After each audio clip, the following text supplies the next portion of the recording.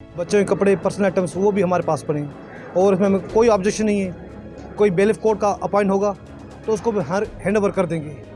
कुछ चीज़ें अगर हम म्यूचुअल अंडरस्टैंडिंग में अगर हल हो जाती हैं या उसका अमाउंट पे कर देंगे या कोर्ट के हिसाब से केस चलेगा। बट कोर्ट ने हमें कहा है compromise is the best solution और हम डे वन से कह रहे हैं बच्चों की वजह से कंप्रोमाइज़ हो जाए तो डे वन सिचुएशन में बच्चों की सेटलमेंट अमाउंट पे मेंटेनेंस कितना होना चाहिए उस पर कंप्रोमाइज़ हो रहा है।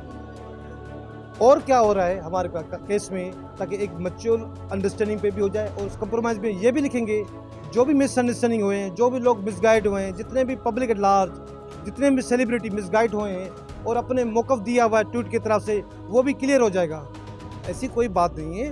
हस्बैंड वाइफ में डिस्प्यूट भी होता है, डिसएग्रीमेंट भी होती है और चीज़ें क्लियर भी हो जाती हैं। कोर्ट का क्यों है? कोर्ट भी हमारी है, जज साहब भी हमारा है, ये मुल्क भी हमारा है। हमें कोर्ट में कुछ ऑर्डर किए हुए हैं, कुछ डायरेक्शन दी हुई हैं। कोर्ट वेलफेयर के लिए बनी हुई है, मुल्क के लिए। कोई डिस्प्यूट होता है, कोई चीज़ होती है ताकि मसला हल हो जाए। तो इस वजह जज साहब ने भी ये पॉजिटिव मैसेज दिया है दोनों पार्टीज़ को ताकि इनका अमाउंट बैठ के अगर हल हो जाता है तो वेरी गुड।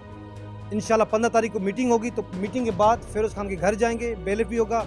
जो सामान है हम हैंड ओवर करेंगे, जो सामान रह गया तो उसके पेमेंट देंगे या उस पर कंप्रोमाइज़ कर देंगे। पहली बात, बच्चों की मेंटेनेंस पे, एजुकेशन पे, मेडिकल पे और पॉकेट मनी पे भी उस पर भी मिल बैठ के हल करेंगे। चाहे वो एजुकेशन फीस हो, देखिए या तो पूरा कंप्रोमाइज़ होता है या तो कोर्ट का डिक्री पास होता है।